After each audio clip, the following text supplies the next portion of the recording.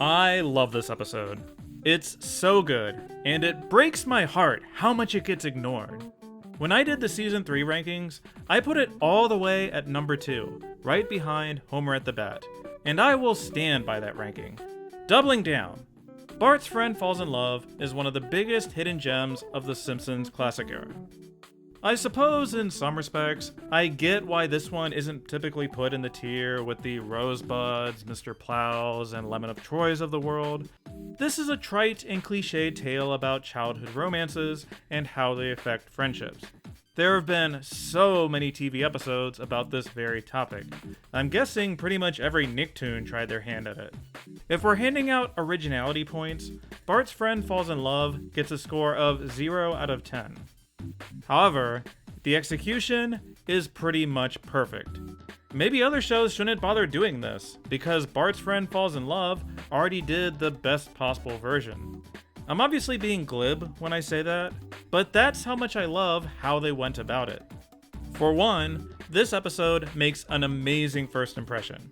This Indiana Jones homage is, in my opinion, the best opener to a Simpsons episode ever. Sorry Flintstones, sorry Leonard Nimoy, sorry everything else I'm forgetting about. This is the best. It's so well storyboarded, how every ridiculous visual flows from one to the next, in sync with the music. The perfect way to kickstart this Bart adventure. Although honestly, regarding the sense of flow, you could say the same thing about the entirety of Act 1. Every scene links up seamlessly to the next one.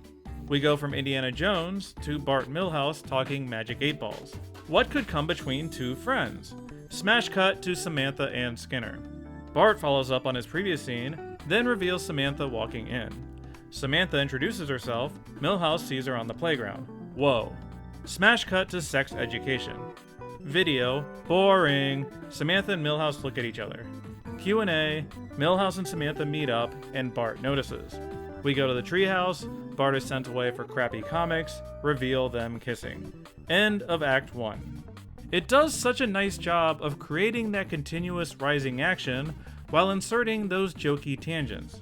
Yeah, let's do that funny and jarring Skinner joke where he bitterly rants about Vietnam. Let's surround Samantha's plot-relevant question with silly ones from Nelson and Bart. God schmod, I want my monkey man.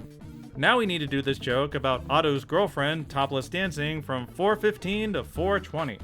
Like all the best Simpsons episodes, this one hits the perfect balance of developing its plot and random punchy jokes. Everything flows.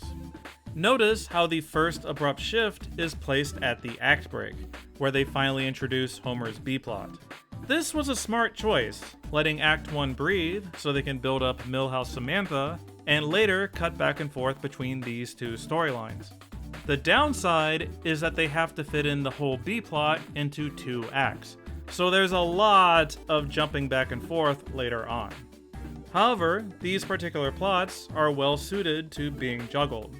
Once the Milhouse-Samantha ship has set sail, we don't necessarily need scene after scene of Bart being pissed off by it, and Homer's subliminal tapes require him to regularly go to bed and time shift the story.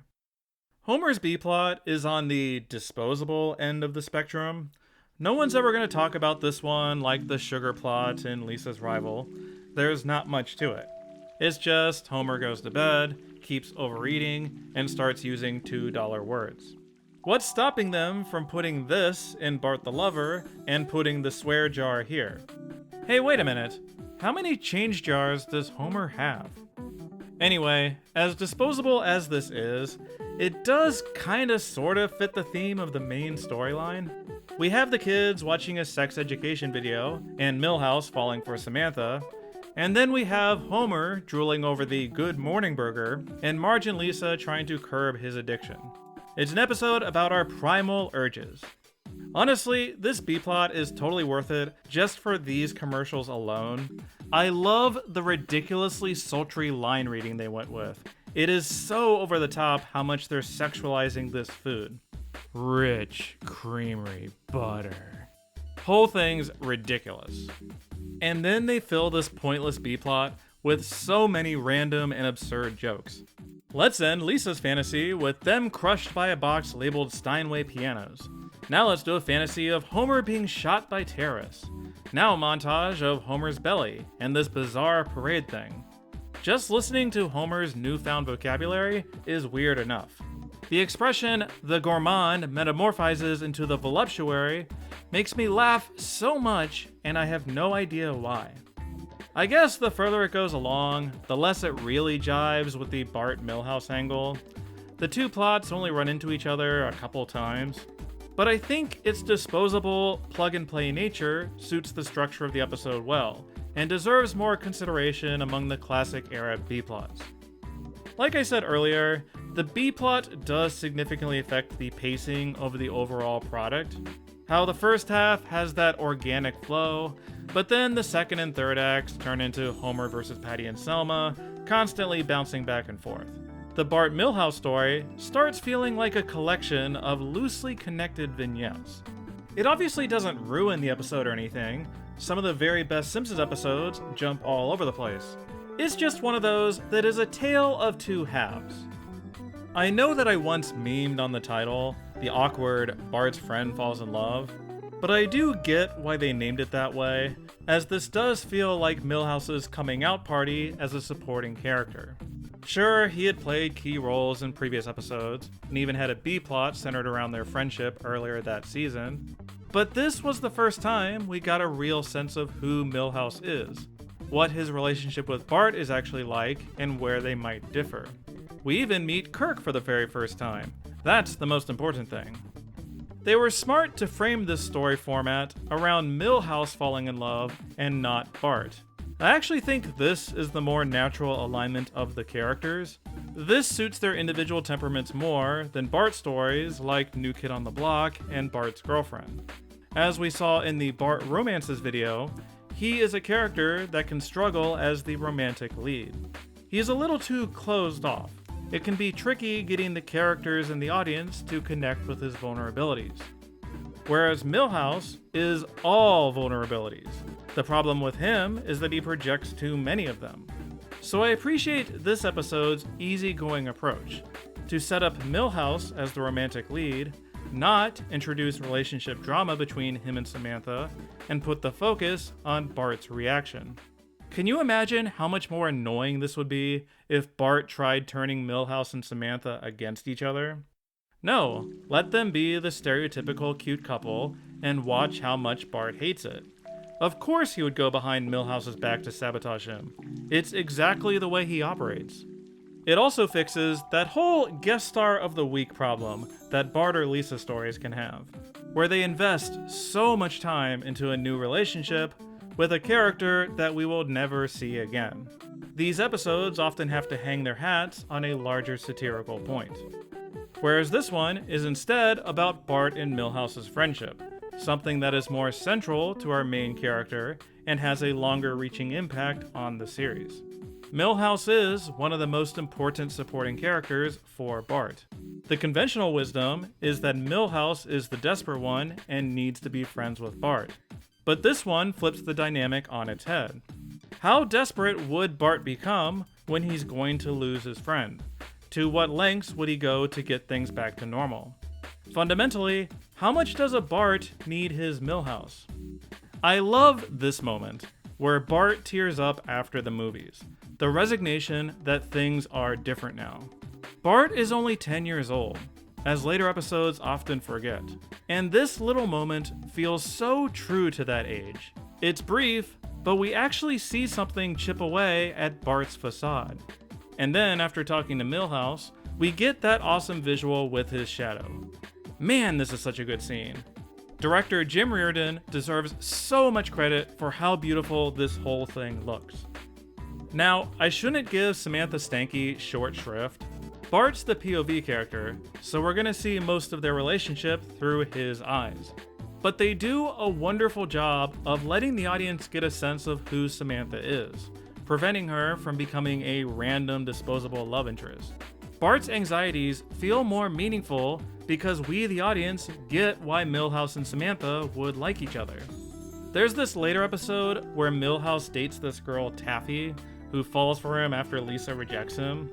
And it's just like, who is this random girl, and why is she so into Milhouse? We don't know her. Lisa's right to suspiciously stalk them. Whereas guest star Kimmy Robertson brings enough sweetness to the role, and the writers give her enough screen time for the audience to get their relationship. Of course Bart would be threatened by this and think they're about to Cory and Topanga this thing. They're obviously not going to, like her dad's gonna find out eventually, but once again, Bart is 10 and it would feel that way. I also appreciate, from a plot construction standpoint, their usage of Milhouse's magic 8-ball. It's effective at introducing the central question about Bart and Milhouse friendship, and it comes back with a bang in Act 3. It's the little stuff like that that makes a plot so much more cohesive.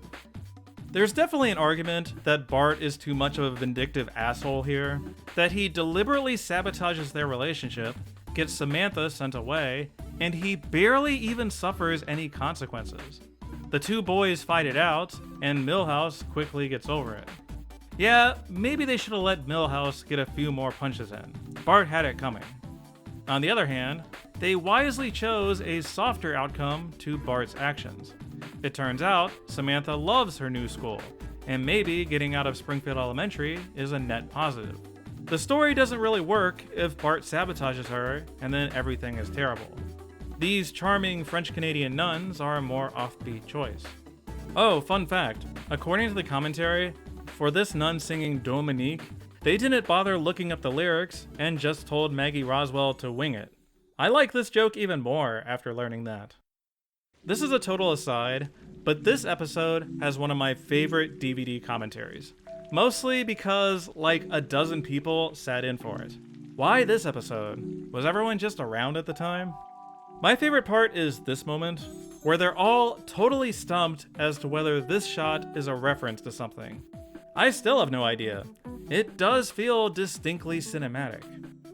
I already hit up most of the memorable jokes elsewhere, but I should probably circle back and address them proper.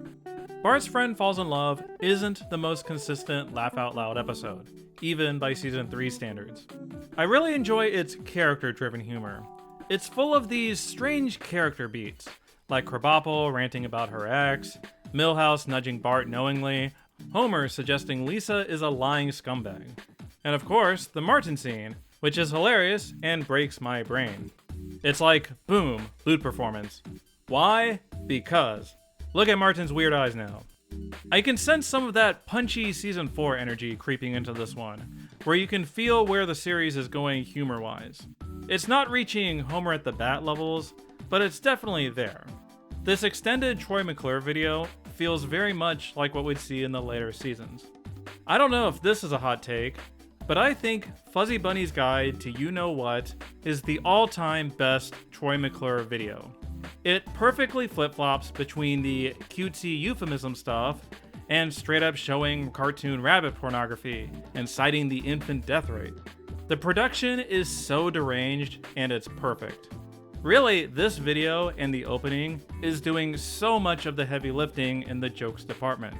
When you've got the best opener ever and the best Troy McClure movie, you probably deserve respect. I don't know if this review has sold anyone on Bart's Friend Falls in Love being an underappreciated classic. I hope it has. Even if you remain unconvinced, that's fine. I mostly wanted an excuse to sing its praises. I think quirky is the word I would use to best describe it. It takes an extremely simple story concept and throws at it every bizarre or eccentric joke that the writers can think of. The story never explodes into something grand or dramatic like a Season 5 episode. They keep things small, filling it with offbeat character business to support this Bart Milhouse story. They certainly don't get any points for originality, but they more than make up for it with relatability.